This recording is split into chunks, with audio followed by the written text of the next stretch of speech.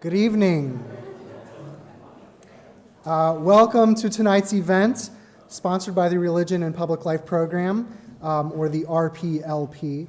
My name is Bob Thompson, and I am a postdoctoral research fellow at the RPLP at Rice University, and very thankful to be in Houston, where it's slightly chilly but still sunny, rather than my hometown, which is a frozen block of ice right now, I think, in Dayton, Ohio. Anyway, Rice University's Boniuk Council, which you'll hear more about in a moment, invited the RPLP to organize an event as part of their Interfaith Week 2019. The RPLP is honored to participate in this really important series of events that's held at Rice University's campus. Please allow me to share just a little bit about the work of the RPLP. As an academic program at Rice University, we have a large vision. We want to do the best research on religion and public life, and to use research to build common ground for the common good. And we accomplish this vision in three ways. One, by conducting research on religion. Two, by training scholars at all stages of their careers. And three, by engaging local, national, and global communities. Just to give you a taste, since our founding in 2010, we've surveyed over 45,000 individuals, trained 75 undergraduate students here at Rice, and reached over 5,000 people through programming. Tonight we're going to be focusing on religion in the university context. Religion can show up in a number of different ways on a university campus, including in the lives of students and faculty and staff, in the content of a variety of academic disciplines, at the center of polarizing controversy, and also as a helpful framework for generative conversation. Should faculty and staff, and students rather, engage with religion in the classroom? And how can we engage with controversial topics that are related to religion? Tonight, my fellow panelists and I will try to address these questions and some other tough questions. And finally, I hope that you'll take a moment to look at the handout that's inside your program. It'll have some of the previous research that's been done on this topic. Before we begin, I want to turn the mic over to our moderator for tonight, Sophie D'Amico. Sophie is a senior undergraduate student at Rice and a co-president of the Boniuk Council. She's going to tell us more about the council as well as Interfaith Week. So thank you very much, Sophie. Thank you very much. As Dr. Thompson said, I am one of the co-presidents for the Boniuk Council for Interfaith. Every spring we host Interfaith Week, and it's a week-long event series that aims to educate the Rice student body on the religious diversity here, as well as promote dialogue between the different groups on campus, and also give students a space to express themselves in front of broader audiences that they might not normally interact with. We have been making a really conscious effort to collaborate with more groups on campus, so we're really, really excited that RPLP is helping to host an event this year, and we're really looking forward to tonight's event, as well as our events throughout the rest of the week.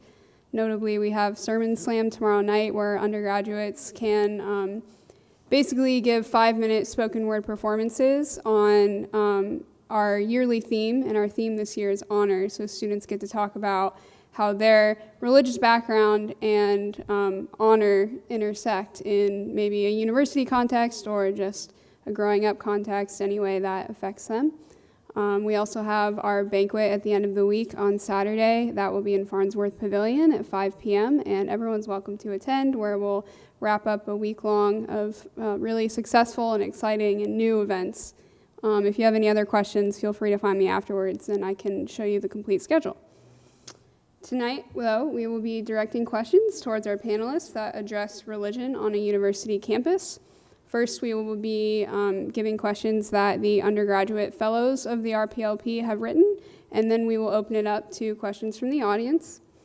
And finally, I hope you will join myself and the panelists in the foyer for a reception where we can continue the conversation on what we hear tonight. And lastly, I'm pleased to introduce you to our panelists. we have Professor Elaine Howard Eklund. She is the Herbert S. Autry Chair in Social Sciences, Professor of Sociology, and the founding director of the Religion and Public Life program. We also have Dr. Bob Thompson. He is a postdoctoral fellow with the RPLP. He received his PhD in sociology from Baylor University in 2017.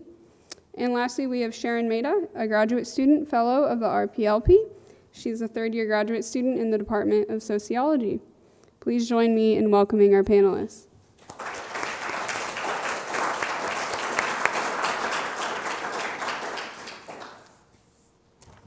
All right, first up, we have a question for Professor Eklund. What is the range of ways that religion shows up on a university campus? Okay, that is a great question. I should say that's a question about which many books have been written. So I will try to keep myself down a little bit, just a few points, and then maybe you can help me amplify some of those points if you have curiosity about other things. So I think we need to start before the university to think about how religion shows up in the university. So U.S. society, if we just think about the U.S. society is incredibly religious. There's a lot of discussion about religiosity decreasing, and I think it is in some corners and in some ways, but its power remains incredibly strong. And it remains strong in very particular ways that I think have a huge impact on universities. So religion is still one of the primary ways that people make meaning out of their lives. And they bring that kind of sensibility to the university. It's also a social identity that is incredibly important to people and that shows up on university campuses. And religion in American society is a set of structures. So we have religious organizations, and they have buildings and money and power in society. And all of that comes onto the university campus through the people that come onto the university campus, through faculty, through staff, through students. We also see, and I think this kind of conversation, may I be so bold to say, I think it's probably one of the most important kinds of conversations we could be having on a university campus right now in our current political era, where the broader public is really calling universities to count in some ways, to account. And religion is at the heart of some of the controversies in the broader society related to religion in the university. So that's kind of like before we even get to the university campus, we have all that stuff happening. Once we get onto the university campus, students bring these kinds of social identities that they want to not leave at the door of their campus, right? That express themselves in student clubs. Right here in the Rice University campus, some of our biggest student clubs are religion-based clubs, and all of us, I think, can attest to that. Students also bring religious ideas into classrooms, and faculty bring their own religions or lack of religion into classrooms as well, and to address that kind of context with students.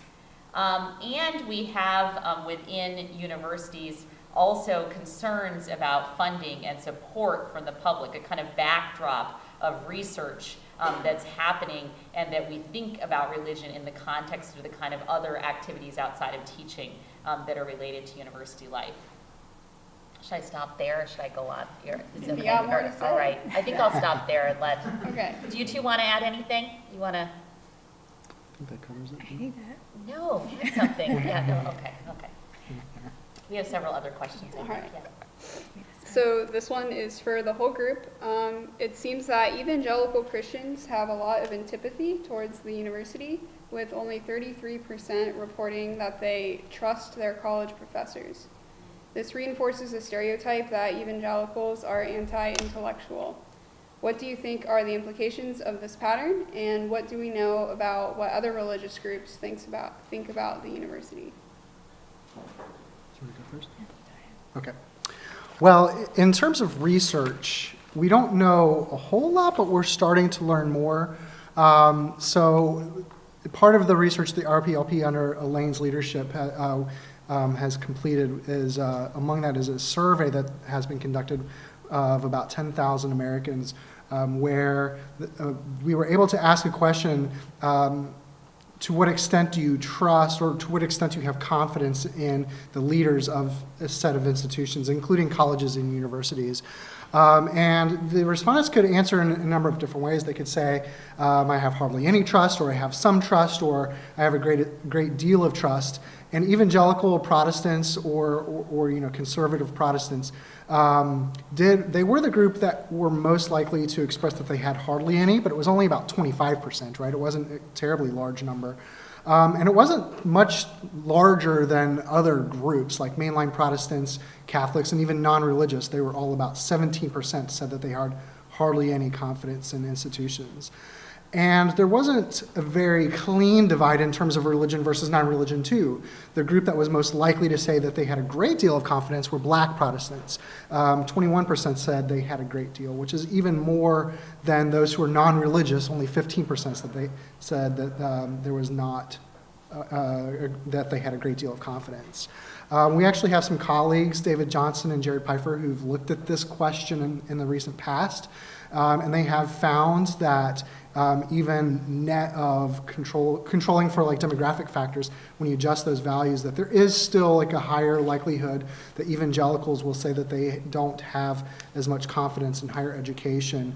And some of this is related to particularly religious views, especially if you believe that religion and science are in conflict and you're taking the side of religion, you are much less likely to have confidence in colleges and universities. But it's not just religion. A part of this equation also is political attitudes, especially alignment with political conservatism, but also a general sense of not trusting institutions in general. I think there's a large degree of mistrust in our society, not just among evangelicals, but sort of across religious boundaries, of not trusting people that are in charge of the institutions in which we are engaged in our life. So I think I'll stop there. Yeah. This question, I know, I approved it, so I mean, I think it's a good question to ask. I should be sort of truth in advertising in that. But I think the student who created the question got that statistic from Pew, which is a very reputable survey think tank. And I have a bit of a problem with the framing of the question, because the idea that there's antipathy towards the university and conflating that with trust in college professors, I would want to pause there a moment. I would say that the entire American society loves universities in a broad sense. You'll find very low proportion of people in any people group that do not want their children to get a college education. We just know that a college education is a pathway, or we think we know that it's a pathway to some kind of economic success. At least that's what the majority of the public thinks. So everyone, if you ask any people group, they want their kids to get a college education. That's quite a bit different than how particular groups feel about college professors. So we find through some of our research, actually, that Bob alluded to among scientists and university scientists, there again, the public thinks science is a really good thing. But when you ask them what they think about science professors and scientists in particular, they have some concerns. And evangelical Protestants, a group which, depending on how you define it, constitutes about 25% or more of the US public, tend to think that science professors and maybe university professors broadly are kind of against them. So this is a people group in the American society that thinks that the primary purveyors of knowledge in the university professors, kind of don't like them, right? And so I want to deal with that a little bit. So these are, in part, this is about relationships between particular people groups and who thinks who likes whom. And I think that's a very important context for this discussion. If maybe I could add one more thing to what has already been shared. I think, building on what Bob already said too, that I think there is so much more we haven't yet explored, so much that hopefully future research can address. And I think part of it is understanding what role religion is playing, but other dimensions of social difference. And one of them being, right, how does this vary across political affiliation, political ideology, but also race and ethnicity and immigration. And so some research that actually some colleagues of mine, some other fellows at the Religion and Political Life program and I are working on is looking at institutional confidence and confidence in a diverse number of institutions, including leaders in higher education, and trying to interrogate some of the differences comparing across religious groups and across race and ethnicity, specifically comparing white and Latino evangelicals and Catholics. And finding even not just across religious group, but within religious group, there's variation. So to have a single statistic looking at how evangelicals perceive this, I think some caution also needs to be taken as to how much diversity is within each of those groups. And so how future work, our hope is this can be one step towards contributing to some of the nuance within that and getting at that variation, but that needs to continue in our scholarship, I think, to really better understand the variation within groups, not just across groups. All right. We were hoping that you guys could speak a little bit about how you've experienced religion in the context of the classroom, and if you've experienced religion coming up in classes that are not religion-based.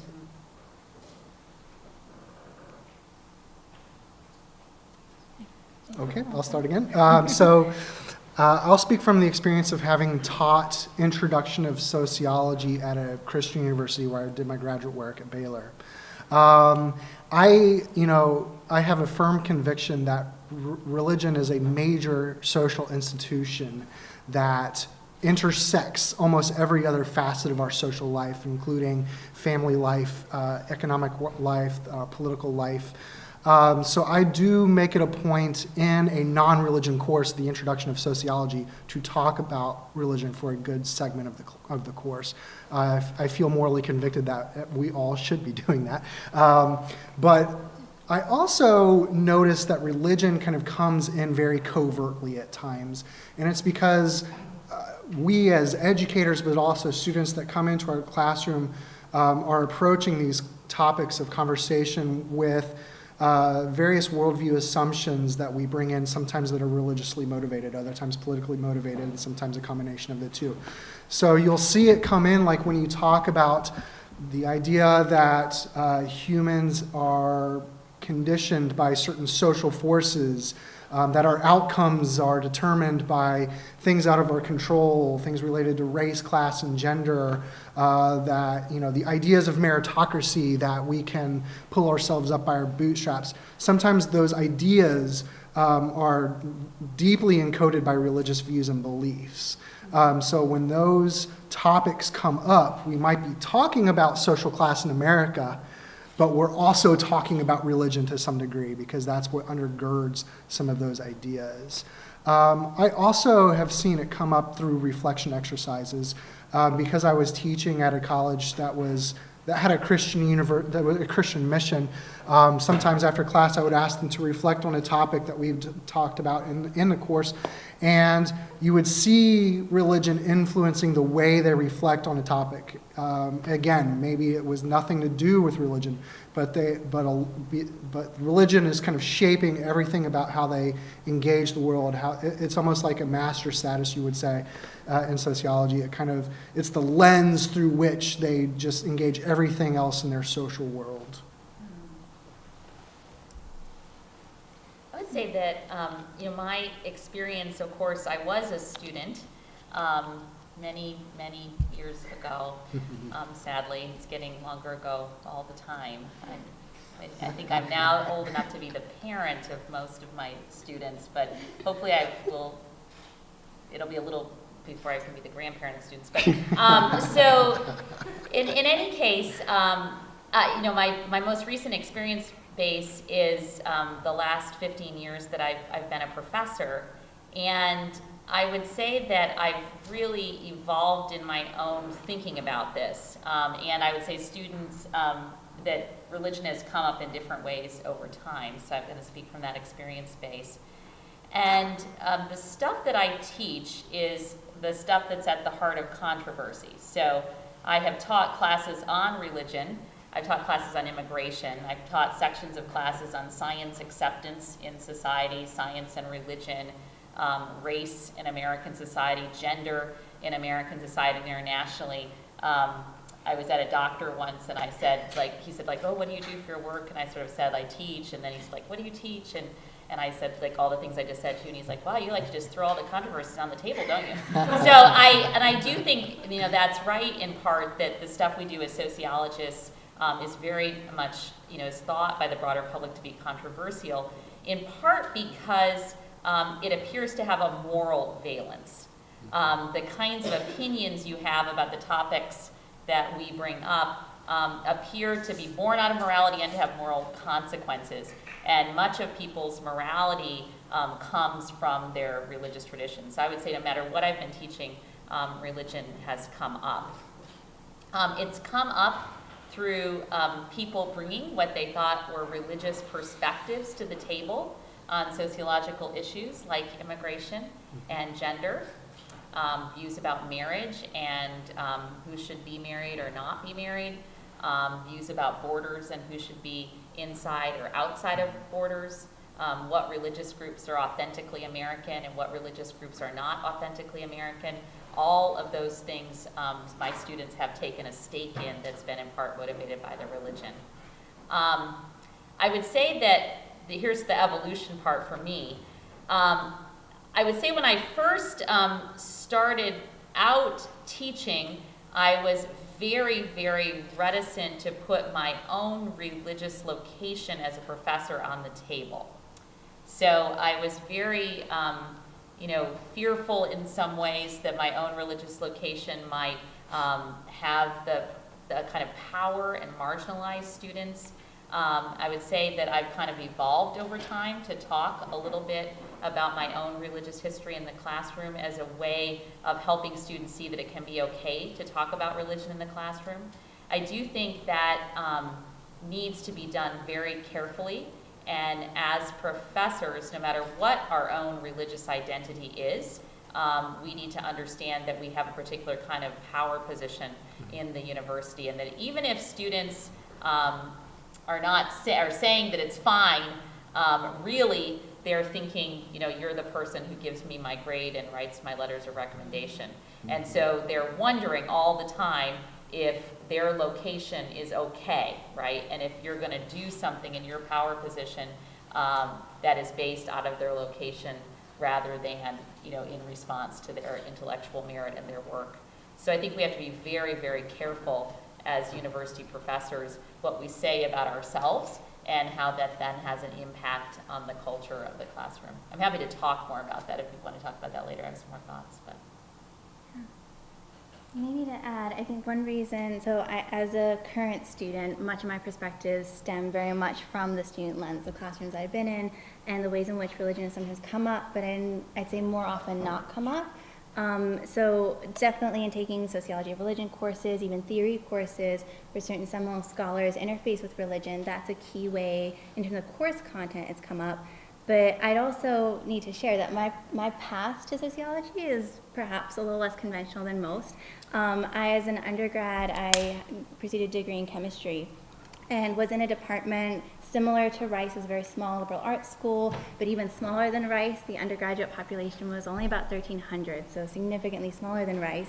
Very tight-knit community. And something we noticed, many of my peers in the chemistry department, was that both for students, but also for many faculty, religion seemed to be a pretty salient aspect of their identities, perhaps contrary to popular belief. And while it may not be surprising that, say, in organic chemistry class or physical chemistry class, religion wasn't exactly a hot topic, it didn't organically come up in those settings, I think many of my peers did reflect on this because individually we wrestled with thinking about our own faith and science quite significantly and wish in some ways that we could have created those spaces to engage in that kind of dialogue. In some ways it just felt like this missed opportunity that we observed it, we felt it, and even if the classroom wasn't the right space for it, it just felt like maybe we could establish more informal spaces where we as a department, being tight-knit, the tight-knit group that we were, could have really had some enriching discussion around it. So in some ways it's almost the opposite experience,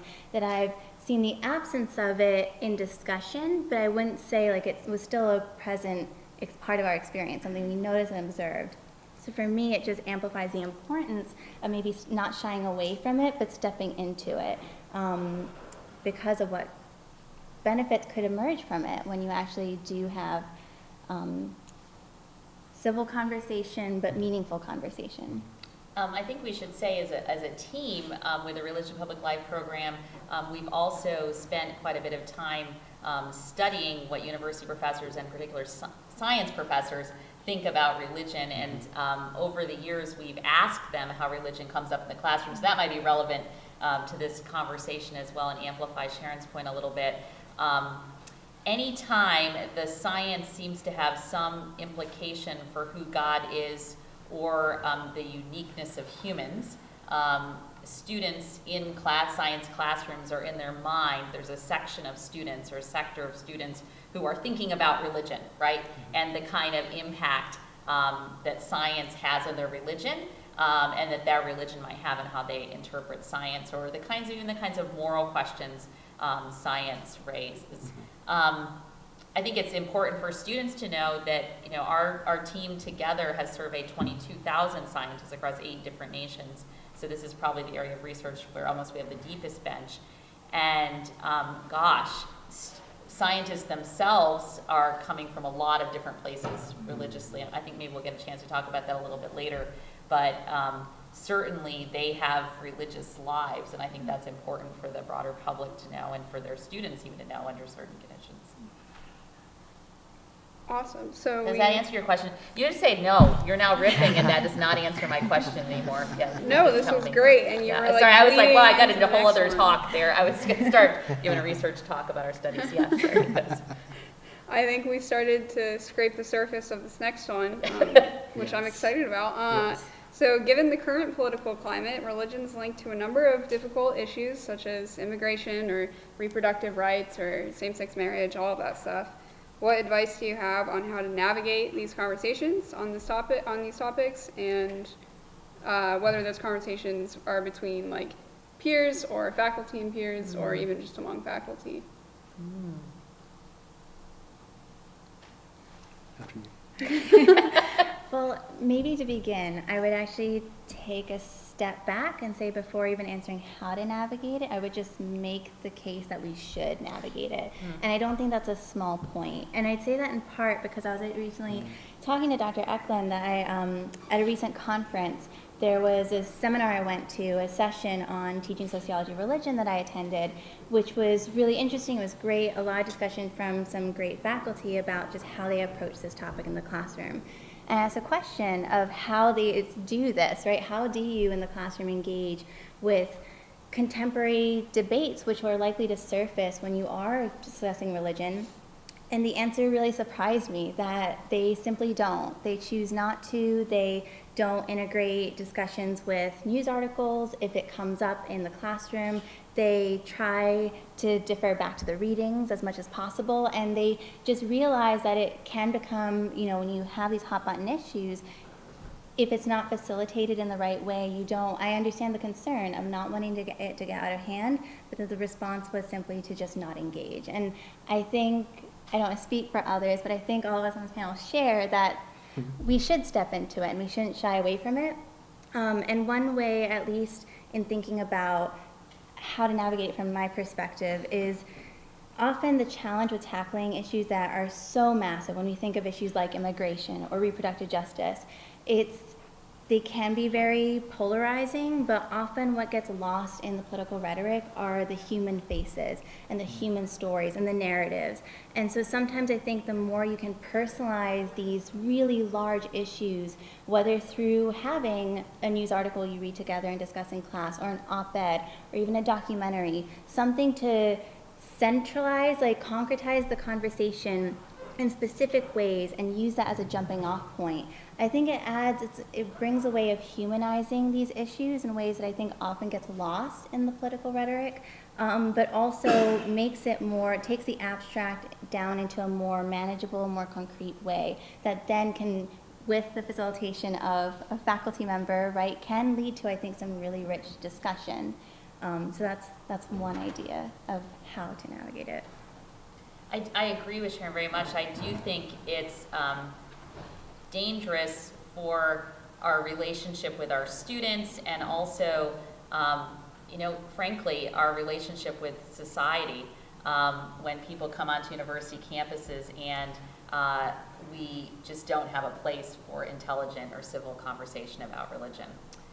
But I think proceed with caution is something I want to bring to the table. I want to say again that professors need to understand our power in classrooms. I think that's a very important thing to keep in mind, and how we approach conversations such that we do not inherently marginalize people who are not religious, or people who are religious, or people who come from different religious traditions than our own. I think that's really important. The other kind of thing that I want to bring to the table is I think there are different ways these things come up across the different disciplines, and that as scholars we should be conscious of what our particular discipline can do and what it cannot. So sociology can make great descriptive claims about how the social world works in groups. But we cannot tell you whether or not God really exists. So sociology is not, nor can we tell you what kind of God really exists. Does that make sense? What we can tell you is how people understand the gods they think exist and how they practice their worship of those gods. Does that make sense? And how they understand things in their own terms. And I think describing people's stories in groups in their own terms is extremely important. I really enjoy my work, and I think my discipline is extremely important. But I think I need to be careful as a sociologist of religion with what it can do and what it can't do. So I would call that creative bracketing. Does that make sense? Like maybe a sort of creative bracket. So you're going to say, like, let's put a bracket around it. Let's not excise religion from the conversation, but let's use the tools of our particular discipline to approach religion the way we can approach religion, right? And I think depending on the type of science that you're in, there will be a different kind of bracketing. Now, and then the last thing I'll say, and then maybe we can interact some more about this, but is that it's not just about, I'm trying to say this in a way that doesn't sound hokey, but it's not just about the content of what you say, but they're really teaching and interactions on university campuses are social relationships. And it is also very much the kind of way that you say things and how you treat people. I hope that didn't sound hokey. I think that kind of just considering deeply what it means to have good relationships with our students, what it means to have good relationships with our peers on university campuses, what it means to honor them and their perspectives. This is incredibly, incredibly important when we start talking about issues related to religion, really any knowledge making for that matter, but I think especially so when it comes to religion, because religious identities and experiences are held very dear. As one scientist I was interviewing said to me once, my religion is a matter of the heart. And I think, for many people, religion has that kind of deeply personal and important identity, and it's very important to remember that when going into these kinds of conversations. Yeah, I'll echo that. Even if it is hokey, I want to offer my full-throated endorsement of it. Thank you.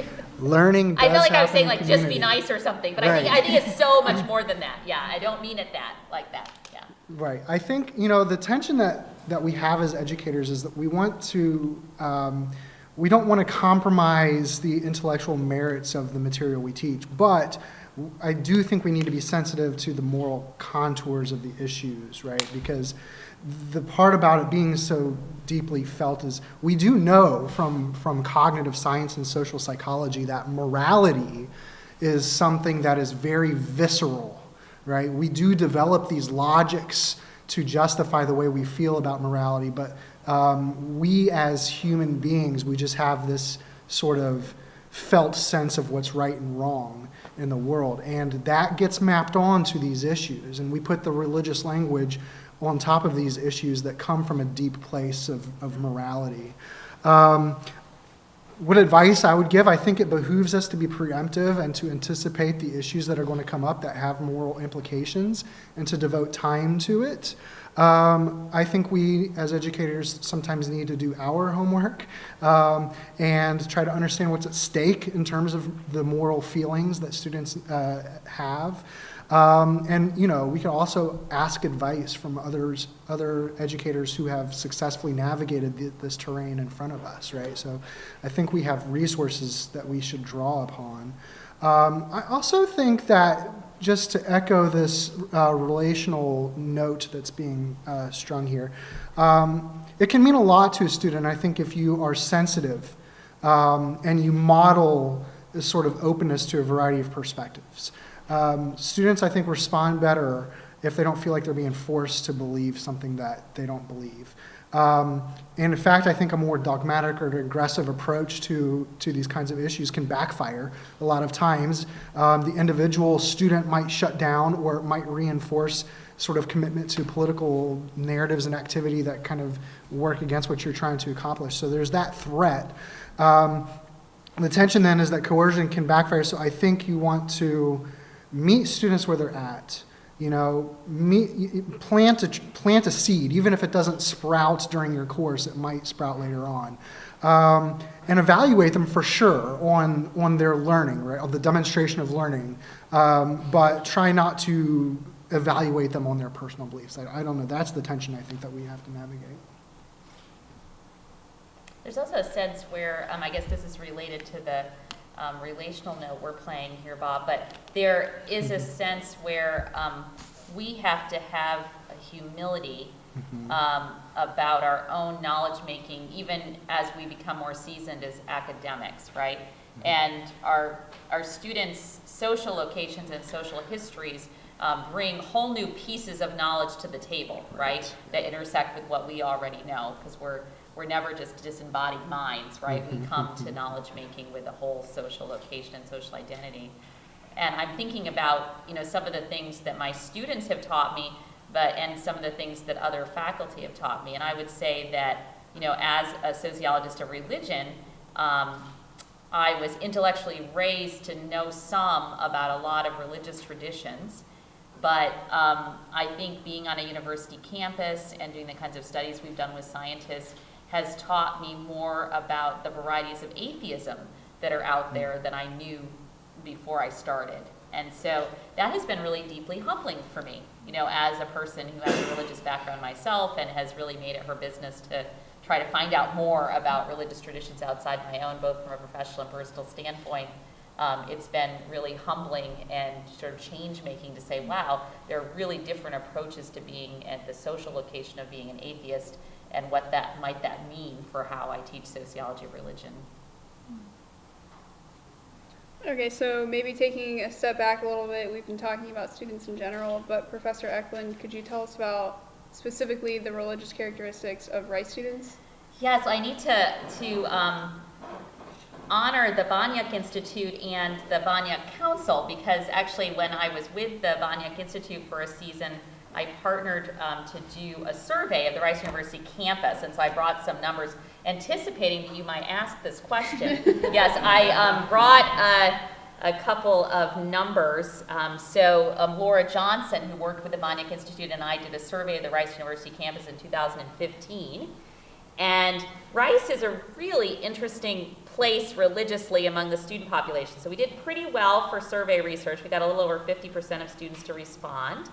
And in very basic terms, about 40% of the campus at that point thought of themselves as Christian, about 40% non-religious, and about 15% of religious minority groups comprising Hinduism, Judaism, Islam, and some other religious traditions. And so there is a kind of religious diversity and I suspect that that's carried through on the Rice University campus, and that's been borne out in my classrooms as well, I would say certainly in sociology. I think the fact that there's a sizable Christian population on the Rice University campus is interesting in one kind of sense, and in part perhaps conditioned by the location of the university in Texas and the kinds of people groups that it draws. And so that's a very interesting dynamic. That there's a big non-religious population is a really interesting dynamic as well. So there's a larger group of non-religious people potentially at Rice than in the broader US population. And that there's a sizable religious minority population. Some of that, of course, is through our international student population. Some of it is native-born student population, but that it's sizable and that it's present, and non-Christian religious traditions on our campus, particularly Jews, Muslims, and Hindus, have a real voice on the campus. And so, to me, that says it's a very special place to practice religious pluralism. And what might it mean to have an authentic religious pluralism and to teach students about that during their time in the university, and what kinds of implications does the religious demographic have for how we teach? Just a few other things that we discovered. 74% of the students said that they'd had meaningful conversations with others about religion. Less than half said that they would feel comfortable talking to faculty about religion. That was interesting. 32% said that they pray often. 43% said that they never pray. A little over 20% said they attended some kind of religious services every week or more. That's a little bit less than the general population, but still 1 in 5 on a university campus is not a small population that attend fairly frequently. So numbers like this just give you kind of a broad overview, and they don't tell you very much about deeper meanings and sensibilities. Maybe you all want to say some of your sense from being here as students and as postdoctoral fellows. Or not. Whatever you wish. Yes, students at Rice are religious. A lot of them are. Some of them are not. Excellent. And it's been interesting for us to work with the Religion and Public Life program. It's, Bob mentioned briefly that we worked with 75 undergraduate students in research during our time. And students come to work on research about religion for lots of different kinds of reasons, which has been kind of fun. So some of them come, I think, because they have what I would call sort of native interest in religion because of their own traditions or their own social locations. Some of them come because they're searching. They're on some sort of personal search. Some of them come because they want to interrogate religion. They come, and some come just because they want research skills. They don't really care much about religion at all. I mean, so it's sort of, and you want to create a research environment that allows all of that to feel comfortable, if that makes sense. Or allows people to. Sharon and I had the privilege of doing a Houston Matters show yesterday. Shout out to Sharon, she did fantastic about this event and about religion in the university. And we're talking a little bit between ourselves for the show about what it means to bring your whole self to the classroom and to your research enterprise, and what that might mean for different disciplines and different kinds of university work. And religion is a part of that self that seems to have a lot of implications for the different kinds of tasks that we do in universities. Was that enough? Or? Yeah.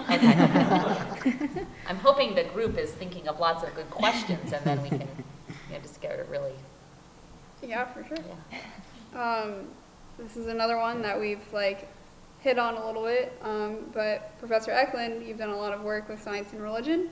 And a lot of people view science as the place where anti-religious sentiment is the most rampant. Is this actually true in what you've experienced? And what do you think scientists really think about religion? And maybe, Sharon, you could also weigh in here, given your background. Let's give it to Bob. What do you think, Bob? Bob's done all this work for 2 full. Yes, well, we have lots of data. We do. And we have a great team of graduate students, undergraduate students, and professors of sociology that have been really looking at this question from a lot of different angles. And I think what we have found is that the answer to this question depends a lot on some contextual organizational factors, like where in the world are these scientists located? The answer is going to depend a lot on that. So the simple narrative that scientists are not religious, we're not finding that at all. In fact, in some places of the world, like Hong Kong and Taiwan, the scientists exhibit stronger patterns of religiosity than the general public. So if this thesis that science is secularizing is true, doesn't seem to be universally true for some reason. There's pockets of the world where it's the opposite.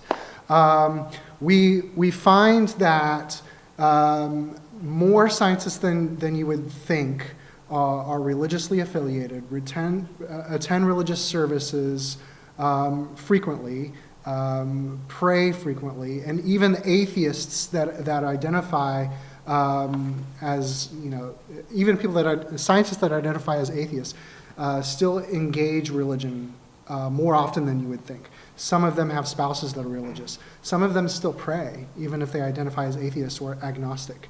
And many of them, sometimes they attend religious services, sometimes they have spouses. I think I'm just saying the same things over and over again. No, that's exactly okay, right. It's yeah. good to hear someone else say it. Thank you, Bob.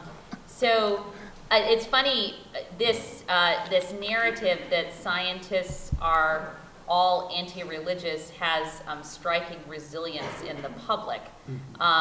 You know this because it's really hard to get things published out through the media. Journalists are on really quick timelines. They only take a top headline, something usually that has to do with conflict. And our work has been cited on this topic, has been cited over 3,000 times by national and international media, so I should feel really great about that on one hand, but I feel really sad on the other hand because only one sentence is cited: there are religious scientists. Like if you look up Elaine Howard Eklund, religion and science, go Google it right now. I know all of you have your iPhones out. So this is what you'll find over and over again: there are religious scientists. This after 22,000 surveys in 8 different national contexts, 88 survey questions, 609, 1,000 across studies, in-depth interviews comprising 30,000 pages of transcribed materials that can be boiled down into one sentence: there are religious scientists. So it's sort of deflating, but I think it has. You keep hanging in there trying to dispel those public myths. They have striking resilience in part, I think, because, and let me just posit here, a hypothesis is hard to test, but I think we have some evidence for this. There are scientists who are actively, who are atheists, who are actively writing negatively against religion and religious people. And then when you survey religious people, they think because the work of these scientists is so popular and makes it onto the New York Times bestseller list, that this collection of writers, which is really only 3 or 4 writers, is actually indicative of all scientists, right? So when a small group of people writes extremely widely, then it starts to feel like that group is very, very large. Even the science community itself believes this. So if you survey scientists about whether or not they think scientists are religious, they massively underestimate the proportion of scientists even in their own departments who are religious, which shows they probably don't talk about it very much. So I guess when they want to meet, on Sundays, for those who are churchgoers, the churchgoers just say I'm doing stuff. They don't, they don't feel like they can say where they're going or something. I'm joking a little because it's so extreme. So that shows to us, our research team, that this is a very pervasive idea. It's not just a joke. It seems to have consequences for the types of people who feel like they can go into science. Some of our work shows that these kinds of views in certain nations may keep women out of science a bit, may keep certain racial and ethnic minority groups in the U.S. who are particularly likely to be religious out of science. They may feel like they have a kind of double minority status where they're both racial minorities and religious minorities in science. And so the stereotypes have some social consequences which I think are troubling. Even if you don't care very much whether or not scientists are religious, I think you ought to care about the consequences of those stereotypes. bring us back. Was that? for- Yeah, Okay. we were just Oh, we asking. can say more. We have, Sharon has 10 pages of notes. Did you want to say some more? I feel really underprepared sitting next to Sharon. I have some phrases written down. I can't say better than that. Okay. No, I felt like, maybe there's more that I should say. Oh, here's one more that we didn't mention. This was surprising me too, is most scientists don't think that there's a conflict between religion and science. Actually, I was surprised. It was like the atheism thing for me, that I thought they would. Yeah, most of them, the category with the largest number of respondents was an independence perspective, that science and religion operate in different realms of knowledge and authority.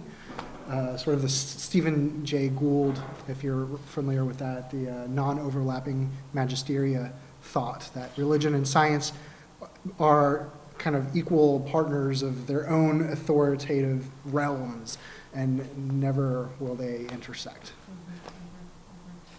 The thing too in the broader public, I think Bob or I alluded to this, is that certain groups are particularly likely to think that scientists are hostile to them. So a former fellow of the Religion and Public Life program, Christopher Scheidel, and I wrote a book called Religion versus Science, What Religious People Really Think.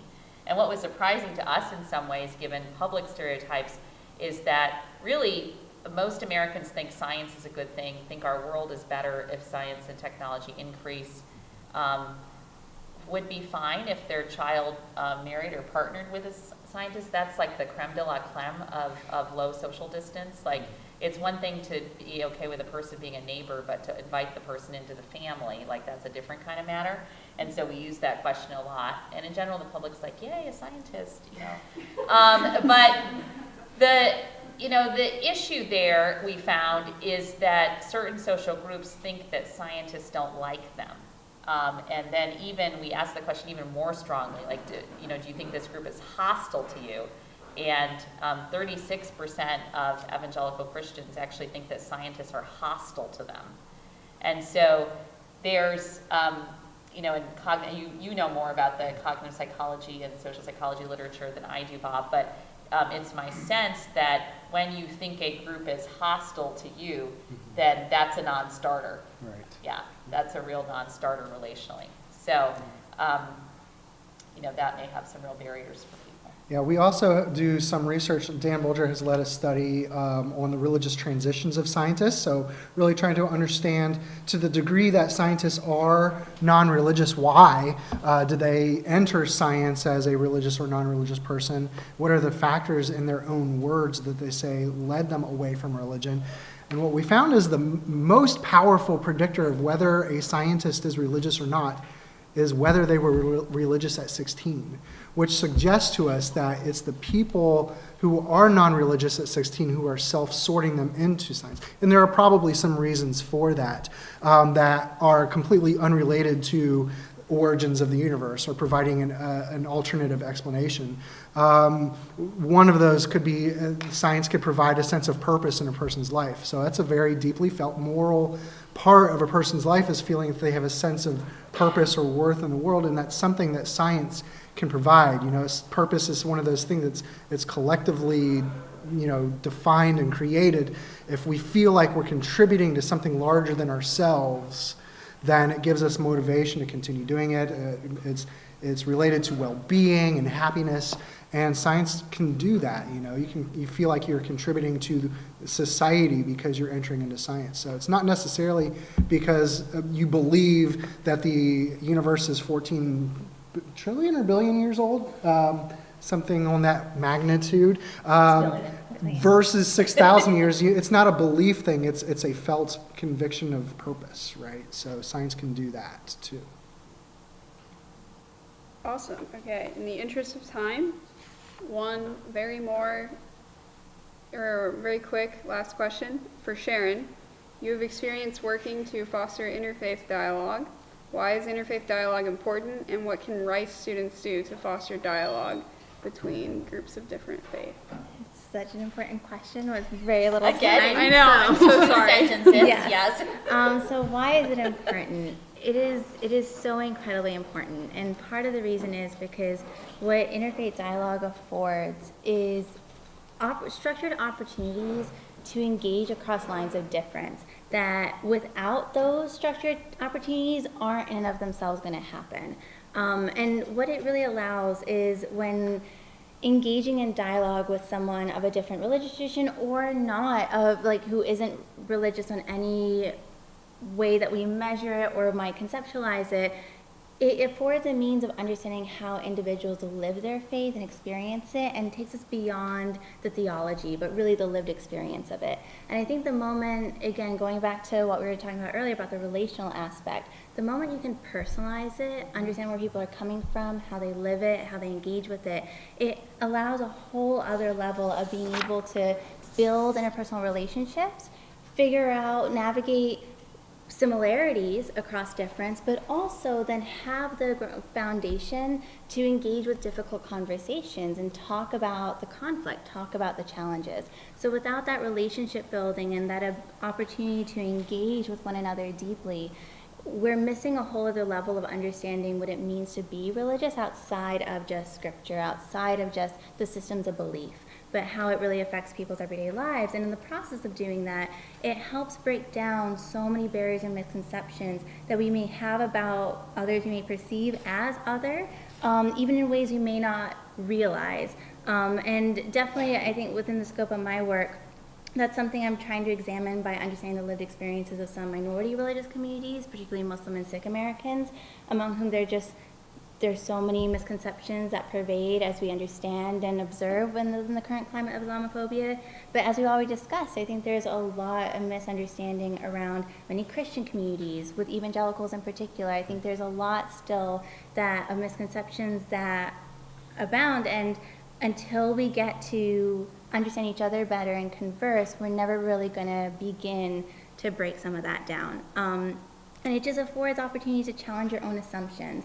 And I think, and by the process, and by virtue of doing that, you're not only, pushing yourself to learn, but I think it also, in conversation, I can speak even anecdotally through the work I've done, it really pushes you to reflect even deeper about your own faith. When people are asking you questions, you're explaining things about your own faith identity and what's meaningful to you, it really pushes you to think, yeah, why do I practice this? How did this come up in my faith community or at home? And I think it just adds layers that can even strengthen your own faith wherever you are in that journey, as well as breaking down these barriers across difference.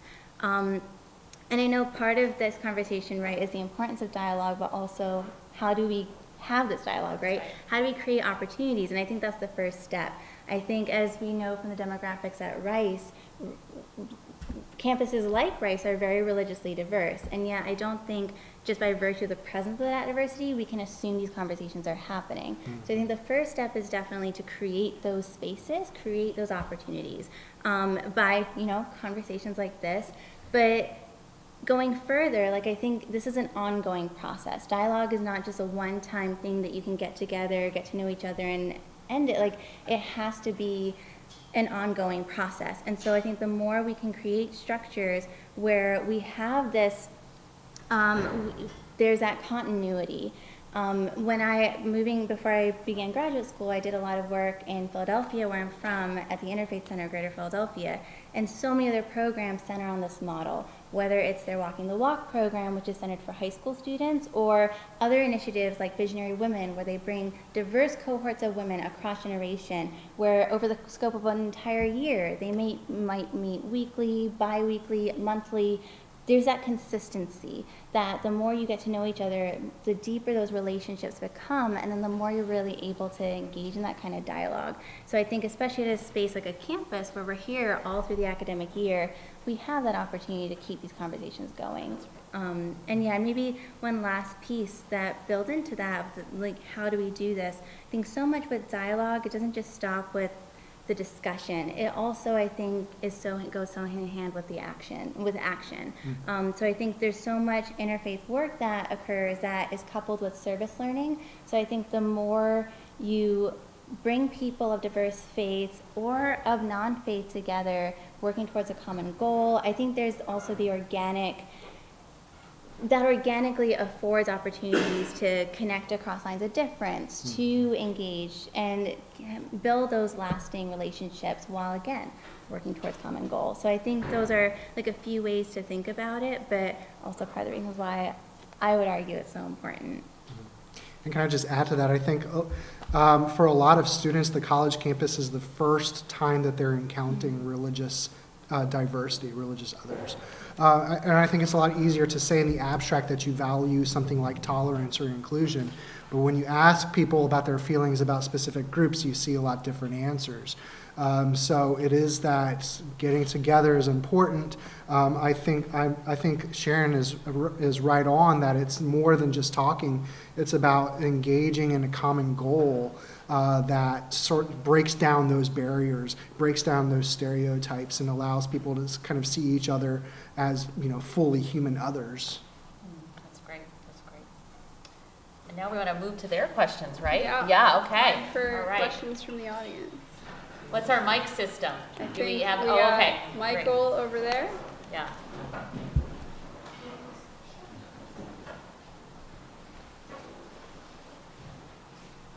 Just don't be shy. Yep. Just Michael, you run over to them, or okay, great. Thank you. Thank you.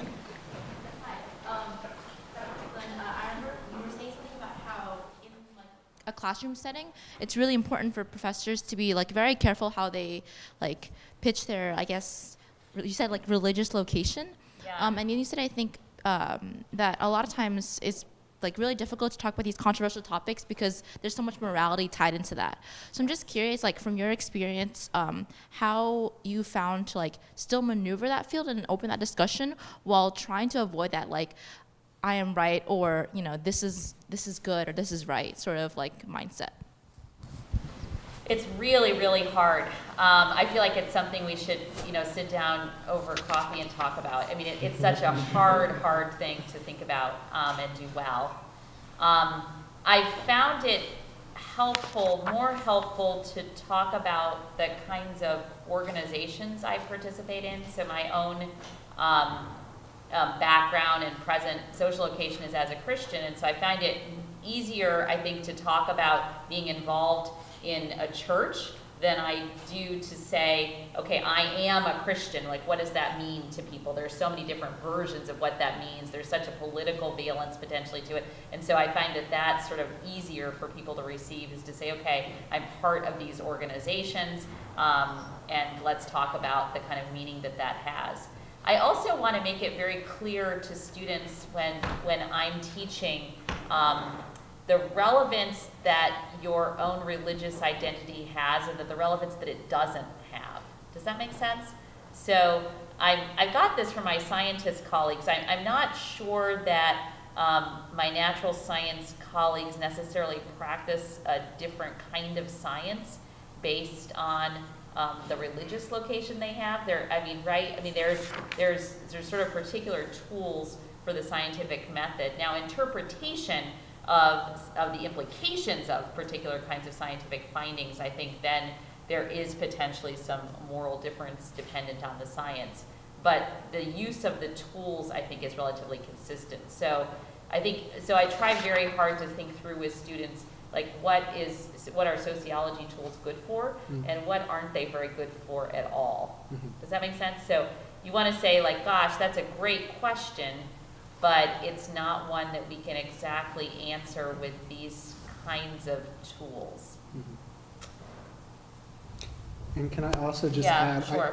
I think that there's also an opportunity there to help the students to develop a sense of empathy and a sense of critical thinking, and find common ground, because almost all religions have this sort of ethic of reciprocity, what in the Judeo-Christian tradition would be known as the golden rule, right? Don't do unto others as you would have them do unto you. Maybe the secular analog to that is don't be an asshole. But the idea being that if you come to this issue with all this moral implication, it's an opportunity to unpack, why do we feel the way we do? And can we understand why someone else feels differently? can we scratch the surface to get as close as possible to the unknowable, to our gut reaction, and recognize that we can't expect others to have the same sort of gut reaction that we do. I think there's opportunity there for us to find that common ground, but also recognize difference, and then also with a sense of humility, not go further than what the tools of your discipline will allow you to do. And then I don't know what y'all think about the possibility of being transparent with students about your own struggles. So I've at times found myself saying something like, you asked me point blank if I'm part of a religious organization, and I didn't want to lie. Like, I've had students actually ask me this in front of another group. And so, but I guess I fear that by saying that, if there's someone else here who's not part of that same tradition or not part of that, that person might feel marginalized, and so that's why I hesitated to say. Like, I actually find it's a bit better to speak to your own struggle. I don't know if is that too much navel gazing, or that seems okay. I don't know. That's something I've been sort of trying on as a possibility, that you just sort of are honest about, why you struggle to say that, or that you just kind of get that out there. It's a complex issue. Yeah, it shows the complexity even in your own thinking. Yeah. We'll try to go shorter. That was a really deep question. I expect all of them to be equally deep. Thank you so much. It's a real privilege to be here. Thank you. I was looking for a definition of religious of religion, religious, with religiosity, the different phrases that were used. Historically, that's been the starting point, be it with B.F. Skinner looking at SOR, stimulus, organism, response, an organism responding in a certain way to a particular stimulus, or be it William James in his varieties of religious experience, and he's talking about how we respond to phenomena in his phenomenological approach, or be it the textual approach that monotheistic religions use, Judaism, Islam, Christianity, all defining ethical, moral behavior according to their text. You have obviously the intermediate means that you referred to, going from perhaps the psychological to the social psychology, and then beyond that, what it means to me. This is a very large question. But what is religion? Yeah, it's a good one. It's a really good one. We need some religious studies colleagues up here. We should have made very careful our disciplinary location. You got mine. I said, but these folks are also trained as sociologists. So sociologists, in a way, have it easier than our colleagues in Department of Religion, in that we believe you're religious if you say you're religious. So and it's interesting. This has really come home to roost with me, because this gets really hard. So the finding that Bob mentioned about scientists who are atheists, some of them saying that they pray, that they attend religious services.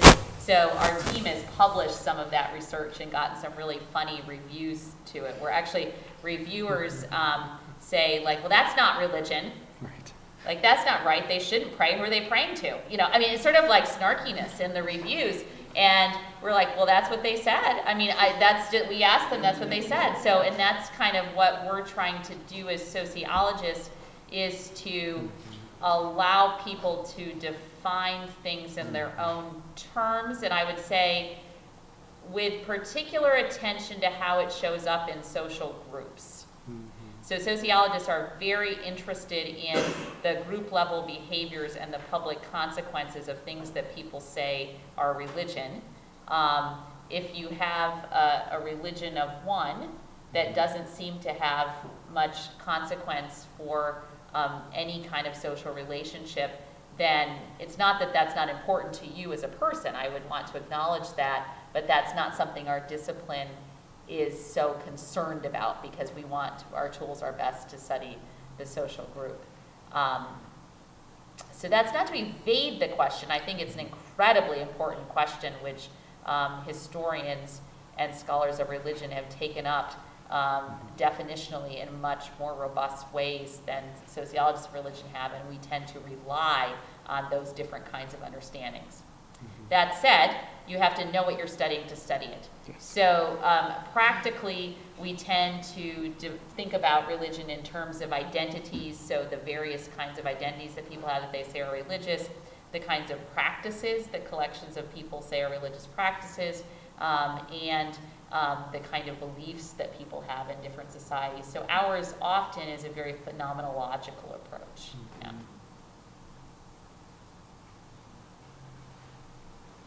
That's an excellent question, and I would love to invite you all to do a whole presentation on the what is. How fantastic. I suppose I just wanted to acknowledge kind of an epistemological approach that we're taking here that's kind of bringing a sense of wholeness to these disciplines and academic lenses that we, micro and kind of like taking a bit of a more macro. Hey, we're at Rice, and well, I do go home and go to do my stuff on Sunday, and in line with also what you said that might be perceived as kind of hokey, but nevertheless, the fact that academic dialogue is integrating this idea of personal, what you're bringing to the table as a whole individual, as a professor, because really what do you take away from a class and readings, but like the entire experience that that individual is bringing to you. So I wanted to acknowledge that institutionalizing that this dialogue of personal belief and practice and bringing a sense of wholeness to it is just a very interesting start. Is this kind of the setting that you would hope to, how would you further this sense of wholeness beyond having these introductory dialogues and kind of institutionalizing it? Well, that's really hard. I would say it's a good ideal to try to recognize the ways in which people's different social experiences have an impact on their knowledge making. I would say that's an ideal, and not to leave that at the door of discussion, right, but to bring it inside. That said, there are different levels of wholeness that seem appropriate for different kinds of settings, or maybe the better way to put it is that different settings are better equipped to pull out wholeness, right? And different aspects of it. So you might think about the kinds of things you talk with a spouse who you live with about versus the kinds of things that you talk to someone you just met on the street about, right? And so I would say that in the ideal, you want to try to be your authentic self with both, but more or less of yourself as a parent. Does that make sense?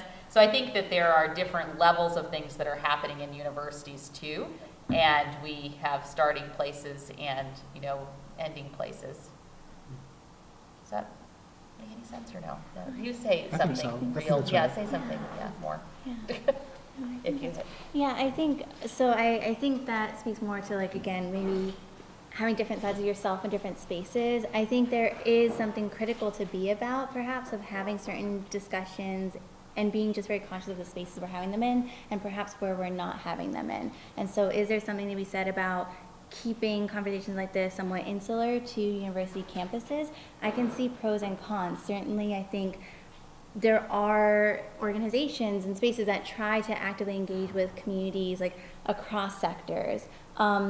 But I think there is something unique about, especially maybe circling back to what Bob shared, for many undergraduates in particular, this is often the first experience they've ever had encountering such levels of new experiences at every level, and maybe navigating a lot of themselves along the way. And so I think there is something to be said about maybe creating structured opportunities for that community and fostering that kind of community building that may be insular in some ways and not to be exclusive about it, but may have that level of insularity, but maybe there are other opportunities in other spaces to have that cross other bridges, right, outside of the university. So I don't see them as mutually exclusive necessarily, that by having one, it's maybe, we're missing the mark and not able to have others. I think there can be multiple spheres of this operating simultaneously.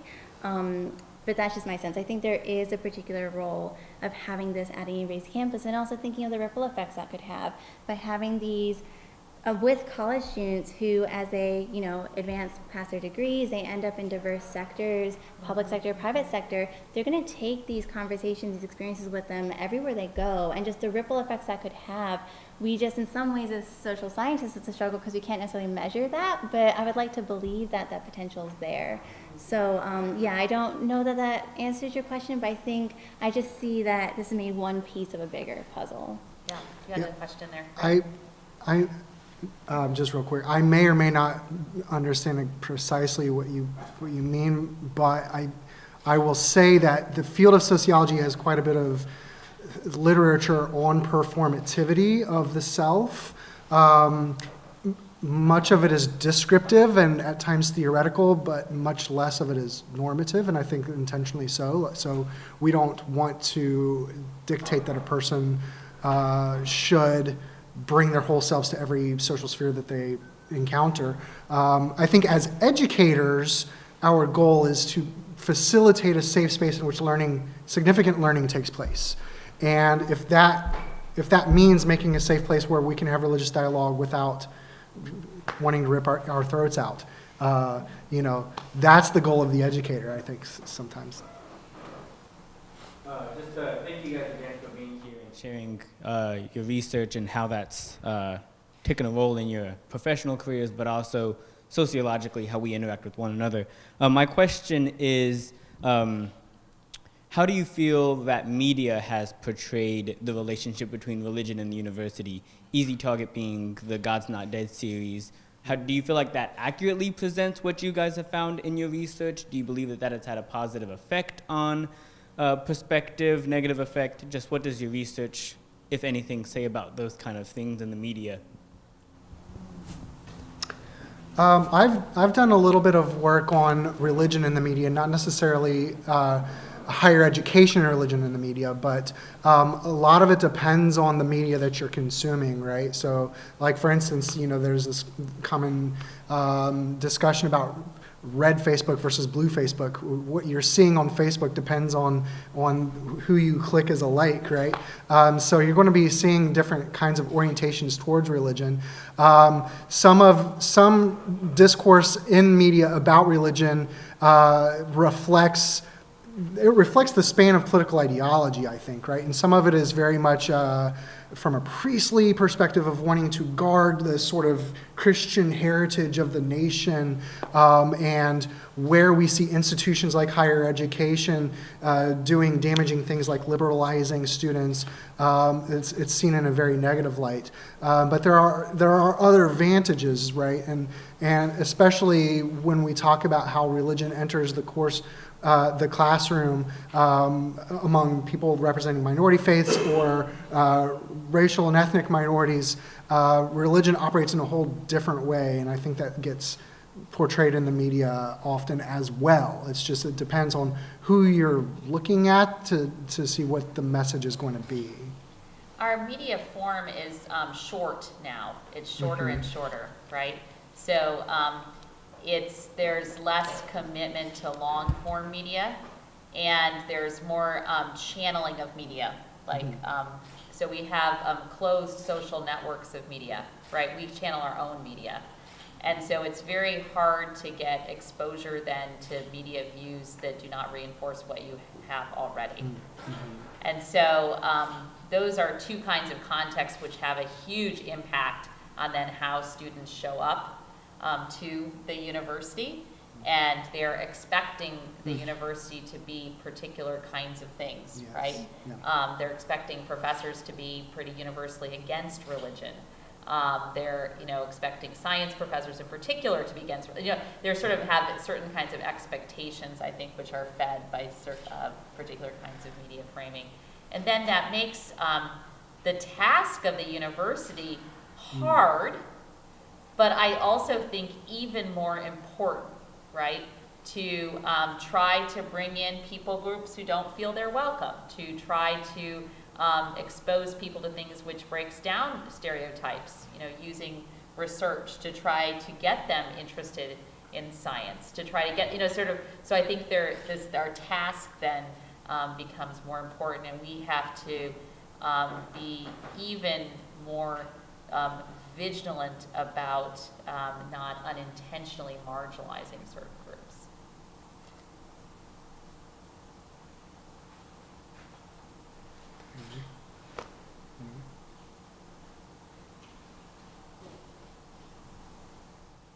I'm fascinated hearing how a bunch of sociologists approaches this question, and delighted that sociologists know they can do some things and not others.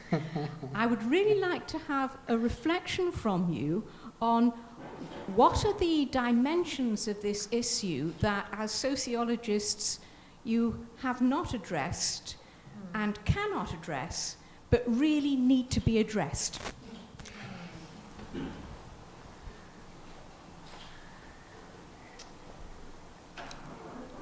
I mean, what quickly comes to my mind, and I'm sure Sharon and Bob have thoughts as well, is that sociologists are overly concerned with contemporary people's experiences. And contemporary people's experiences are informed by history. And we just hardly deal with that. So I think that's thinking about ways in which particular kinds of religious phenomenon have cycled through over time, and how they match other historical time periods. I think that's extremely important. I do think different definitions of religion are important, and we need to team up with those who are more equipped by their disciplinary tools to have more robust conversations about the implications of different meanings of religion. And I think theologians are very important conversation partners for sociologists of religion as well. We have a very robust Department of Religion in the Rice University campus, so I feel always very fortunate to have these colleagues right here talking about these kinds of things, but often campuses don't. And so I think we need to be in conversation coming from different disciplinary perspectives. That's what immediately comes to mind. I think one of the, sorry, did you want to say something? I think one of the strengths of sociology, what it can do really well, is dispel or confirm certain social myths. I think what we challenge, one thing that challenges us is communicating that to a broader public and having influence on policymakers. I think a lot of times the knowledge that sociology gets produced sort of falls on deaf ears in terms of policy. You hear the same sort of arguments getting echoed back and forth in the halls of power, and we don't have the tools or the political resources maybe to communicate what the social facts are. Are we running down on time? 2 minutes, 3 2 minutes. minutes, okay. Thank you. Sharon, did you want to add something? Maybe I'll just briefly add, I think one thing to just add to what Bob was saying, we as sociologists are very focused on it, certainly in some ways, like when it comes to religion, say lived experiences and contemporary lived experiences, but also just broadly understanding social inequality. And while it's not often maybe framed in this particular light, I do sense many sociologists are interested in certain forms of inequality, perhaps with the hope that one day, right, the inequality isn't going to persist, that one day social change is possible, we may be able to affect some change. Often the question, though, is how do we achieve that, but also, like, how do you study efficacy of things that are maybe trying to change it? So I think about that particularly in light of thinking about, let's say, interfaith programming. How could we study the efficacy of certain programs in affecting certain change or moving towards norms of interfaith cooperation? These are open questions that many scholars and activists are engaging with and really want answered. Sometimes just through the methods we typically use as sociologists, that becomes a challenge. Again, how do you measure it? How do we study it? So, but I think they're important questions, and perhaps as we advance, right, in different ways, we can look at it from different angles and try to triangulate and get closer to the answer. But I think that's something I think a lot about in relation to my interests of how do we bridge, maybe think about inequality with maybe pathways for change. That's good. That's good. So maybe we should stop there. There is something outside, right? Yeah, okay, so there are some snacks outside. One time I said that from the front, I think, and then there weren't any. Like, we had them before the event or something, and then the leaders in back like, no, there's not snacks. But there are snacks. So you go out there and get them and stay and mingle, and the best conversation happens one-on-one. So thank you so much for being here.